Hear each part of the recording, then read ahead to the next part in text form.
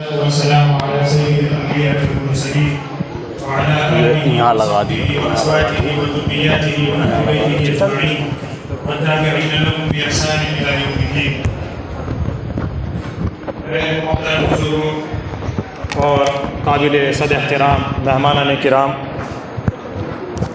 سب سے پہلے تو میں آج ہماری دعوت پر یہاں تشریف لائے ہوئے ہمارے معزز مہمان سی او صاحب اور گنگو کی معزز اور مکرم شخصیات جو یہاں ہماری دعوت پر تشریف لائی، ہم اپنی طرف سے اور ادارے کی طرف سے ان تمام لوگوں کا شکر ادا کرتے ہیں، اور آج اس تاریخی دن پر ان کی یہاں آمد پر ہم ان کو خوش آمدید کہتے ہیں، ان کا استقبال کرتے ہیں، ان کا سواگت کرتے ہیں۔ جیسا کہ آپ حضرات بخوبی واقف ہیں کہ آج ہم لوگوں کا یہاں اجتماع ایک تاریخی دن کی حیثیت سے ہوا ہے۔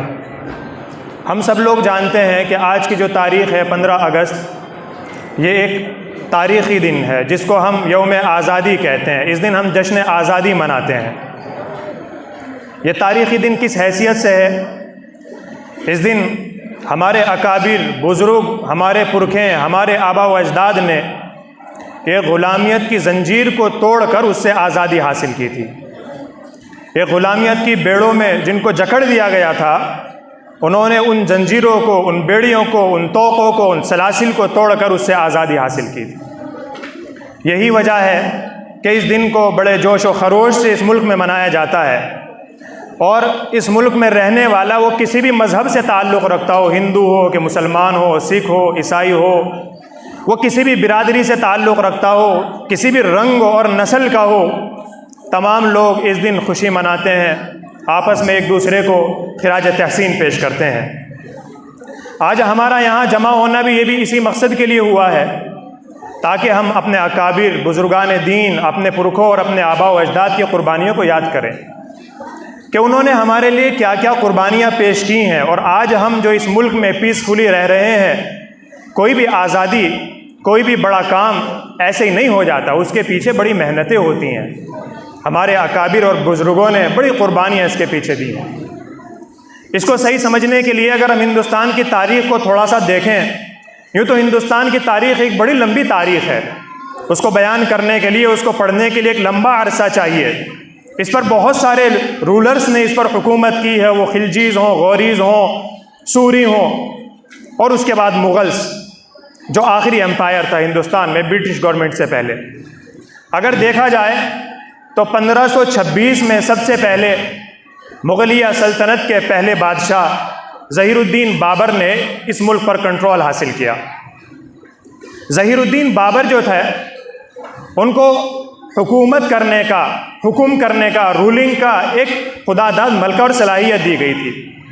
اس کا اندازہ آپ اس کے اس خط سے لگا سکتے ہیں جس کو اس نے اپنے بیٹے کے لیے لکھا تھا، جس کو first president of India doctor Rajendra Prasad نے اپنی بک انڈیا ڈیوائیڈڈ میں لکھا، کہ وہ لکھتے ہیں اپنے بیٹے کو، ہمایوں کو، کہ اے بیٹے، جب اس ملک پر اس نے کنٹرول کر لیا اور اپنے بیٹے کو وہ تخت سونپ دیا، تو اس وقت وہ لکھتا ہے اور کہتا ہے اپنے بیٹے سے، اے بیٹے، جس ملک پر خدا نے تجھے حکومت دی ہے، یاد رکھنا کہ یہ ملک کوئی چھوٹا موٹا ملک نہیں ہے، یہ بڑا عظیم ملک ہے۔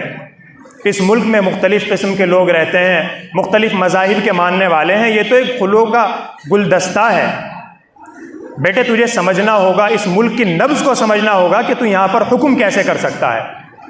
اس میں لکھتا ہے وہ کہ بیٹے دیکھو، سب سے پہلی چیز کسی بھی ملک کو صحیح چلانے کے لیے عدل و انصاف ہے۔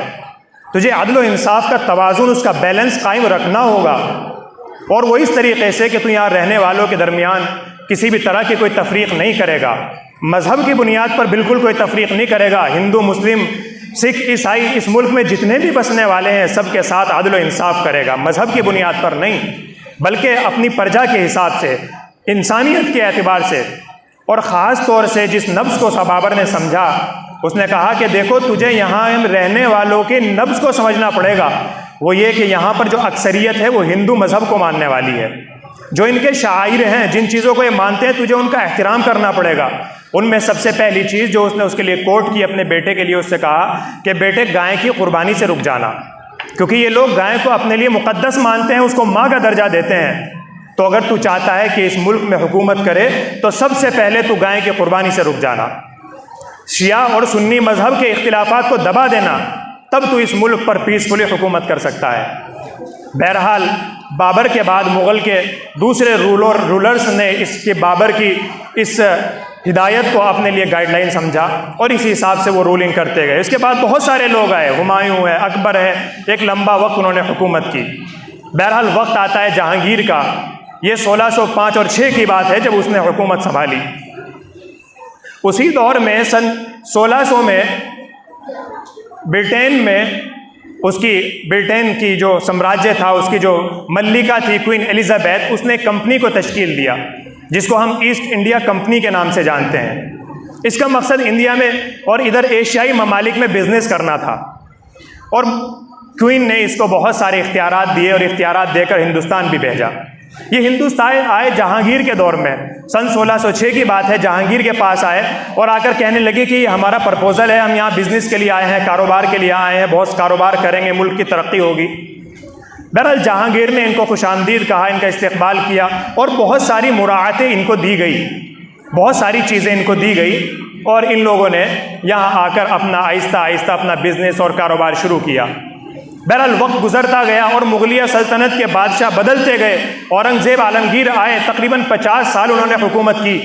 اورنگزیب عالمگیر رحمۃ اللہ نے 50 سال انہوں نے حکومت کی، پھر 1707 میں ان کا انتقال ہو گیا۔ یہ مغلیہ سلطنت کے آخری بااثر فرمانرواں تھے، آخری بااثر بادشاہ تھے۔ اس کے بعد تو مغلیہ سلطنت کا گیا سمجھ لیے قلعہ سا ڈہنا شروع ہو گیا۔ اس کے بعد جو بادشاہ آئے وہ اس درجے کے نہیں تھے کہ جو ملک پہ کنٹرول کر پاتے۔ بہرحال وقت گزرتا گیا اور ایسٹ انڈیا کمپنی ہندوستان میں اپنے پیر جماتی چلی گئی، اور وہ آہستہ آہستہ کر کے مختلف ریاستوں کو اپنے چنگل میں لیتی رہی، اور یہاں کے لوگوں پر ظلم اور زیادتی آہستہ آہستہ کرتی چلی گئی۔ اس خطرے کو بھانپنے والے سب سے پہلے ٹیپو سلطان ہے۔ انہوں نے اپنے والد سے 1782 میں جب حکومت لی اپنے علاقے کی، میسور کی، وہاں کی، وہ گدی پر فائز ہوئے تو وہ سمجھ گئے کہ یہ برٹش رولر جو ہے انڈیا ایسٹ کمپنی، یہ تو آہستہ آہستہ کر کے سب کو کھا رہی ہے، اور ان کا جو فارمولا ہے وہ تو ڈیوائڈ اینڈ رول ہے کہ لوگوں کو بانٹو اور اس میں حکومت کرو۔ بہرحال سب سے پہلی جو لڑائی لڑی آزادی کی جنگ کی، وہ ٹیپو سلطان نے لڑی 1782 میں۔ 1 سال یہ جنگ لڑی، 1783-84 تک جا کر یہ جنگ لڑی، اور ٹیپو سلطان کو اس میں کامیابی ہوئی۔ بہرحال انڈیا ایسٹ کمپنی اس ہار کے بعد اپنی ہار کو برداشت نہ کر سکی، ان کو بڑا اس کا دکھ تھا، بڑا افسوس تھا کہ ہم ہار گئے۔ اب ظاہر سی بات ہے کہ ایکشن کا ری ایکشن، عمل کا رد عمل ہونا ضروری تھا، تو انہوں نے پھر ایک دم چڑھائی کی ٹیپو سلطان پر اس کے بعد، اور ٹیپو سلطان کو شکست دی، جس کے نتیجے میں ٹیپو سلطان سے ان سے معاہدہ کر لیا۔ پھر اس کے بعد 1799 میں ایک اور لڑائی لڑی ٹیپو سلطان نے، جس میں وہ شہید ہو گئے۔ ٹیپو سلطان اس قدر بہادر تھے کہ انگریز ان کو اپنے لیے سب سے بڑا روڑا سمجھتا تھا۔ یہی وجہ ہے کہ ٹیپو سلطان کا موت کے وقت وہ تاریخی جملہ آج بھی سنہرے الفاظ سے، جب جنگ آزادی کا تذکرہ کیا جاتا ہے تو سنہرے الفاظ سے ان کا وہ جملہ لکھنے لائق ہے، جس میں ٹیپو سلطان نے کہا تھا کہ شیر کی 1 دن کی زندگی گیدڑ کی 100 سالہ اور 1000 سالہ زندگی سے بہتر ہے۔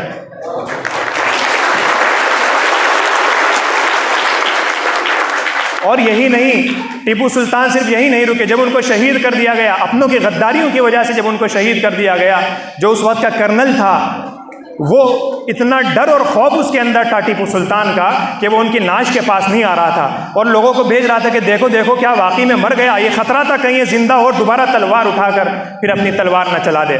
بہرحال جب وہ ان کی ناش کے پاس آیا اور اس نے دیکھا تو اس وقت اس نے ایک جملہ کہا کہ اب یہ ہندوستان ہمارا ہے۔ ٹیپو سلطان کی شہادت سے پہلے انگریز یہ اعلان نہیں کر سکا۔ بہرحال یہ 1799 کی بات ہے۔ اس کے بعد تو انگریز گویا ایک کھلا سانڈ بن چکا تھا، اس نے اس ملک پہ رہنے والے نہ ہندوؤں کو دیکھا نہ مسلمانوں کو دیکھا، اور ظلم و زیادتی جو اس کی بات نہیں مانتا تھا اس کو قتل کر دیتا تھا، ان کو سزائیں دیتا تھا، ان کو تکلیفیں پہنچاتا تھا۔ بہرحال 1803 میں انگریز نے اپنی حکومت کو بڑھاتے ہوئے ایک اعلان اور کیا کہ اب سے مخلوق تو اوپر والے کی، مخلوق تو خلق تو خدا کی، خلق خدا کی، یعنی سارے کے سارے جو لوگ ہیں وہ تو اوپر والے کے ہیں، حکم جو ہے، بادشاہت جو ہے وہ بادشاہ سلامت کی، مغلیہ سلطنت اتنی کمزور ہو گئی تھی کہ وہ دلی تک گر کر رہ گئی، اپنے قلعوں تک رہ گئی تھی کہ ٹھیک ہے نام کی حکومت، نام کے بادشاہ ہیں وہ ٹھیک ہیں، اور حکم جو چلے گا وہ بہادر ایسٹ انڈیا کمپنی کا، گویا اب سے جو فرمان جو چلیں گے وہ ہمارے چلیں گے۔ اس وقت ایک بوریے بستر پر بیٹھنے والا آدمی جو نہ کسی حکومت میں تھا نہ کسی تخت میں تھا، بوریے بستر پر بیٹھتا تھا، اپنے شاگردوں کو پڑھاتا تھا۔ حضرت مولانا شاہ عبد العزیز رحمۃ اللہ علیہ نے جب یہ بات سنی اور اس کو دیکھا تو وہ سمجھ گئے کہ یہ تو بڑا خطرناک بات انگریز کہہ رہا ہے، تو اس وقت انہوں نے ایک فتویٰ دیا کہ ہندوستان جو ہے وہ دارالحرب بن گیا۔ کیا مطلب تھا اس فتوے کا کہ ہندوستان اب دارالحرب بن گیا؟ اس کا مطلب یہ تھا کہ اب مسلمانوں میں مذہبی تشخص باقی نہیں رہے گا، اب مسلمانوں کو چاہیے کہ وہ انگریزوں کے خلاف اپنا جھنڈا بلند کریں، ان کے خلاف لڑائی لڑیں، آزادی کی لڑائی ان کے خلاف لڑیں۔ انگریزوں نے جب ان کا یہ فتویٰ سنا شاہ عبد العزیز رحمۃ اللہ علیہ کا، تو ان پر سختیاں کرنی شروع کر دی، ان کو گھیرنا شروع کر دیا، ان کے لیے جال بچھانے شروع کر دیے، اور یہاں تک کہ ان کو سلو پوائزن، زہر تک کے ان کو دے دیا گیا۔ آہستہ آہستہ ان کے جسم پر سفید داغ بن گئے تھے۔ تو ہندوستان کی آزادی کے لیے سب سے پہلے کوشش کرنے والے، سب سے پہلے اس سلسلے میں فتویٰ دینے والے 1803 میں حضرت شاہ عبد العزیز رحمۃ اللہ علیہ ہیں۔ اور وہ یہی نہیں کہ ان دھمکیوں سے، ان کرخیوں سے، ان جیلوں سے ڈر گئے ہوں، نہیں، بلکہ انہوں نے اپنے ایک بھانجے شاہ اسماعیل شہید اور ان کے ساتھیوں کو بھیج دیا کہ جاؤ تم پورے ملک کا دورہ کرو۔ پورے ملک کے دورے کے لیے ان کو بھیجا کہ آپ ایک زمین تیار کرو، لوگوں کو سمجھاؤ، اس ملک میں بسنے والے ہندو اور مسلمانوں سب کو یہ بات سمجھاؤ کہ اب یہاں پر رہنا بڑا مشکل ہو گیا ہے۔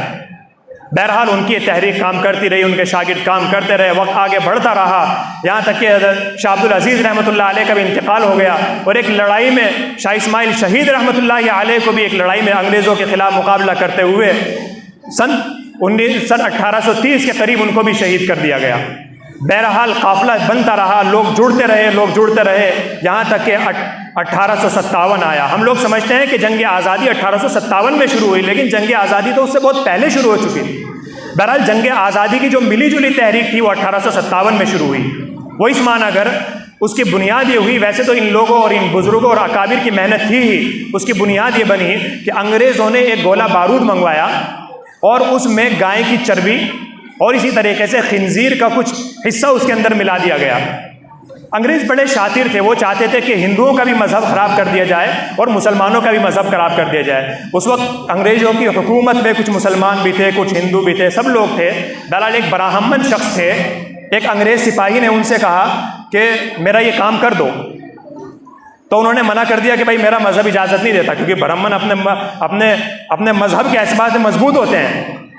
تو اس سپاہی نے ایک بات کہی کہ بیٹا تیرا کیا ہوگا جب تو گائے کی چربی والے بارود کو نکالے گا۔ وہ چربی ایسی بنائی، وہ بارود ایسا بنایا گیا تھا کہ اس کو کھینچنا پڑتا تھا منہ سے۔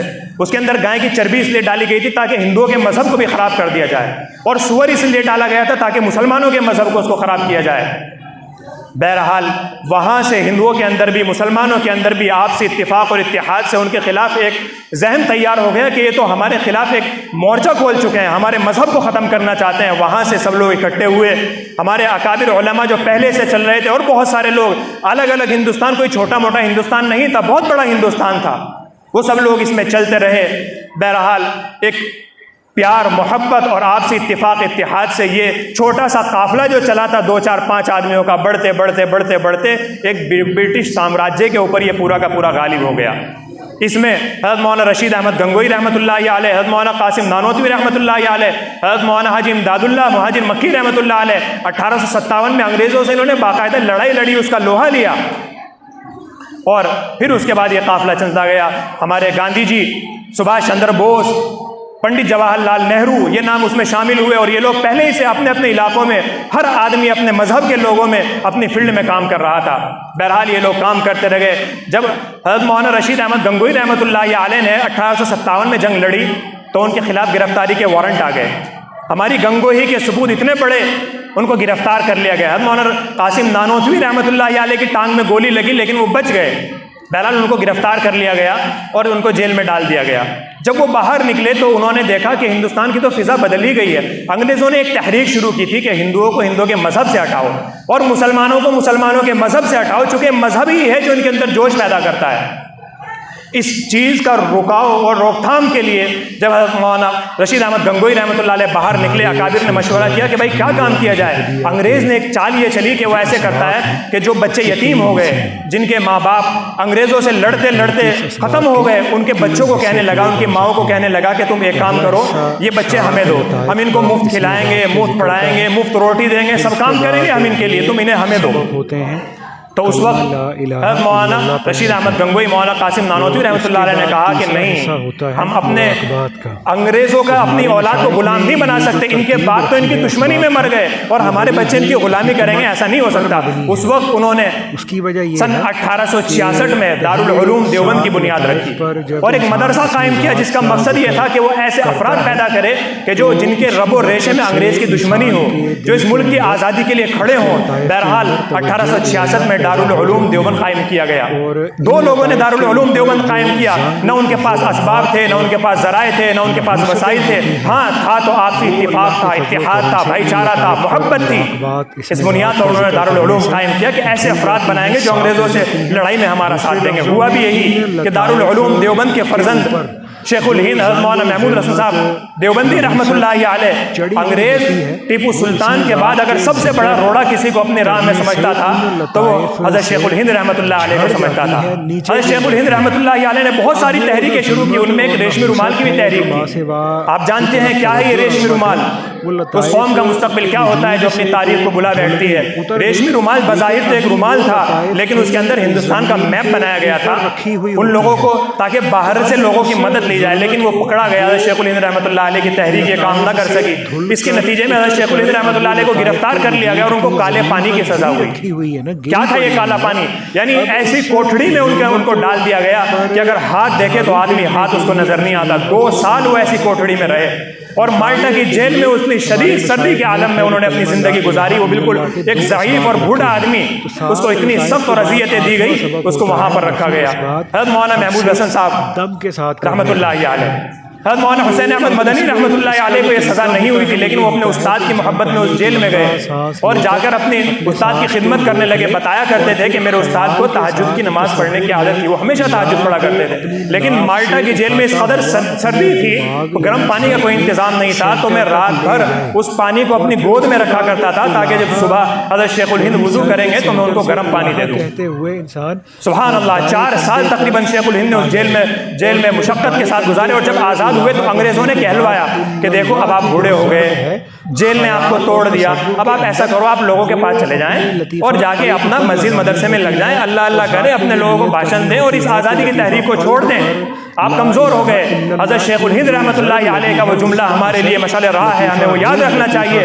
حضرت شیخ الہند رحمۃ اللہ علیہ نے اس وقت فرمایا کہ اگر میرے اندر چلنے کی طاقت نہیں رہے گی تو میں اپنے شاگردوں سے کہوں گا کہ وہ مجھے چارپائی پر لٹا دیں اور میں گاؤں گاؤں گلی گلی قصبہ قصبہ کوچہ کوچہ جاؤں گا اور لوگوں کو کہوں گا کہ انگریز جو ہے یہ تمہارا دشمن ہے، تمہیں اس کی حکومت اور اس کی اطاعت کو قبول نہیں کرنا، اور میں ان سے کہوں گا کہ مجھے وہ موت 1000 گنا بہتر ہے جو مجھے انگریزوں کی حکومت میں رہنے پر مجبور کرے، میں کبھی بھی انگریزوں کے ساتھ نہیں رہوں گا۔ یہ لڑائی اور دشمنی یہ ان کے اندر جذبہ تھا، اس جذبے کے نتیجے میں انگریزوں نے دیکھ لیا۔ بہرحال ایک لمبی جدوجہد ہوئی، مہاتما گاندھی 1919 کے اندر انگریزوں کے مولانا ابوالکلام آزاد رحمۃ اللہ علیہ، سبھاش چندر بوس، نیتاجی اور بہت سارے لوگ ہمارے اس کے ساتھ جڑتے گئے۔ اسٹیچو آف دا یونٹی آپ جو دیکھتے ہیں انہی کی یاد میں بنایا گیا، سردار ولبھ بھائی پٹیل کی یاد میں بنایا گیا۔ بہرحال یہ لوگ جڑتے گئے اور آزادی ہم لوگوں نے حاصل کی۔ تو بہرحال ہمیں یہ آزادی سبق دیتی ہے کہ ہمیں سیکھنا چاہیے کہ جیسے ہم نے انگریزوں سے یہ آزادی حاصل کی، وہ کیسے حاصل کی؟ آپسی اتفاق و اتحاد اور پیار و محبت سے۔ بہرحال ہم اپنی بات کو یہیں پر ختم کرتے ہیں۔ وآخر دعوانا الحمدللہ رب العالمین۔ کم از کم پہنچانا ضروری ہوتا ہے، اور پھر جب 100 مرتبہ پورا ہو جائے تو پھر 100ویں مرتبہ محمد رسول اللہ صلی اللہ علیہ وآلہ وسلم بھی خیال